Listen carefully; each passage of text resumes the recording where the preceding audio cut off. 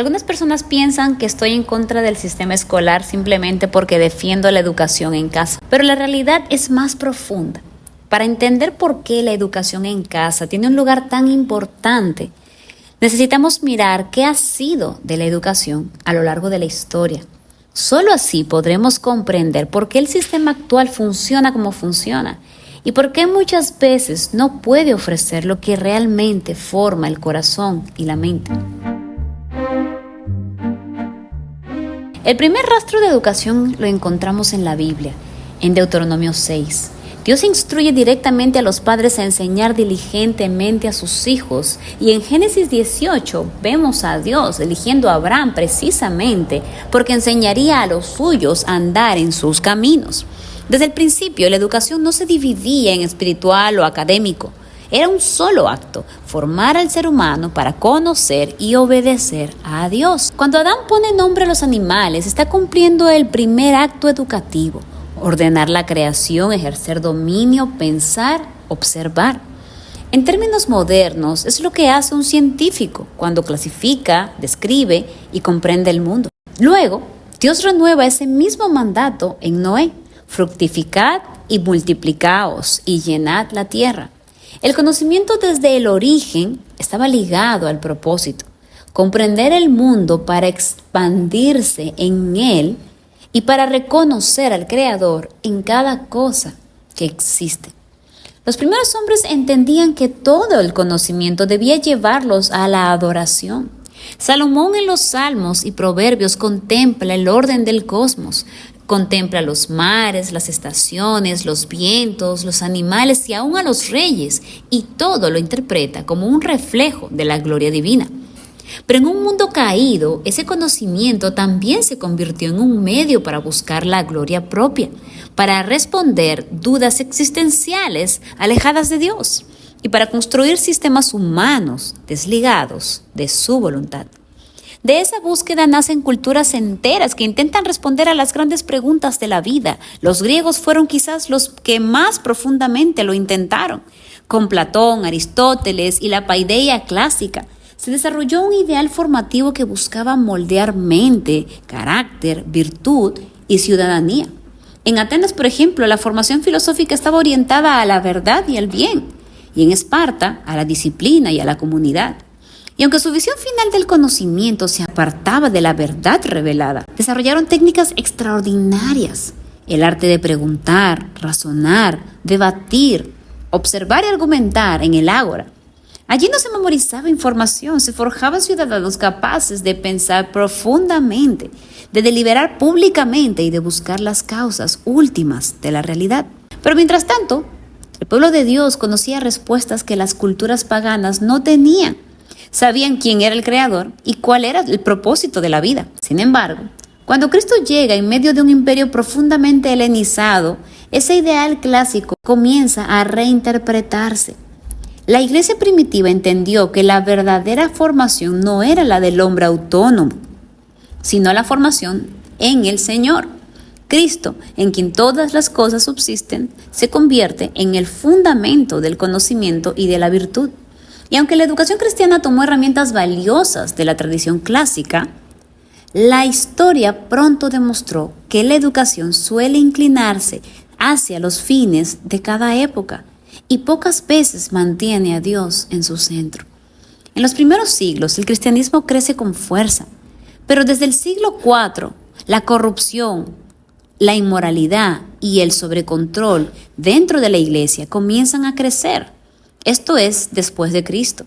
La Edad Media nace como un sistema donde la religión moldeaba toda la vida pública y muchas veces no para formar, sino para controlar. Cuando el Imperio Romano se fragmenta, los monasterios se convirtieron en guardianes del conocimiento. Allí surgen nuevas prácticas para ordenar la interioridad: la lectura sagrada, la liturgia, el arte simbólico, la poesía moral. El arte no se firmaba porque no existía la autoexpresión, sino era visto como un servicio comunitario. La obediencia, la disciplina y la humildad se enseñaban como caminos espirituales. Y aún dentro de ese ambiente surgieron voces fieles como Agustín de Hipona, Anselmo de Canterbury, Bernardo de Claraval. hombres cuya búsqueda honesta de la verdad sería valorada siglos después por los mismos reformadores. Ellos conservaron lo mejor del legado intelectual antiguo y lo integraron con una comprensión cristiana del mundo, manteniendo vivo el pensamiento profundo, incluso en tiempos muy oscuros de la Iglesia. Pero la corrupción seguía creciendo y con el paso de los siglos, aún eruditos como Erasmo de Róterdam empezaron a señalar la doble moral y el control excesivo de la Iglesia. Esa crítica no surgió del vacío. Ya pensadores como Petrarca, considerado el padre del humanismo, habían comenzado a cuestionar cómo la religión institucionalizada había oscurecido la búsqueda genuina del bien y de la verdad. Ese cuestionamiento abrió paso al Renacimiento. El Renacimiento llegó con fuerza. Los textos clásicos ahora podían ser leídos sin los filtros medievales. Y el hombre vuelve a ser el centro. Se exalta su talento, su capacidad, su perfectibilidad. La educación se seculariza. La historia, la geografía y la moral dejan de mirarse desde Dios. Y así es como surge la subjetividad como fuente legítima. Aparecen diarios personales, obras firmadas y la visión del hombre sin necesidad de religión. Esto, claro, fue también reacción a los excesos y las cargas innecesarias del monaquismo tardío. Luego, la Ilustración trae consigo el derecho a la educación para todos. Es un avance enorme. La idea de que cualquier persona podía aprender, pensar y participar de la vida pública parecía un éxito. Y lo era en verdad. Pero también trajo un cambio profundo. La razón se convirtió en el juez final. Si no es comprobable, se considera subjetivo. La ciencia se vuelve el centro y el conocimiento un fin en sí mismo. Para cuando llega la revolución industrial, la educación se masifica, se estandariza, se organiza como una fábrica. Miles de niños entran a un sistema que necesita eficiencia y control. Por supuesto, se ganaron cosas maravillosas: alfabetización, acceso, oportunidades.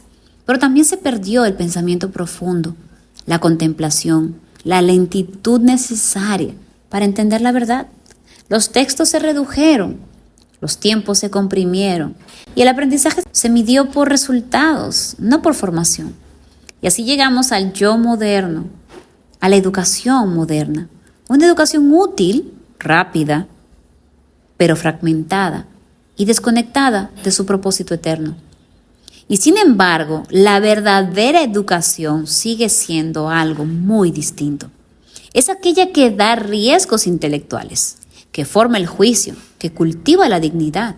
Una educación que enseña ciencias y letras, sí, pero reconociendo que la verdad y el conocimiento no nacen del hombre, sino de Dios.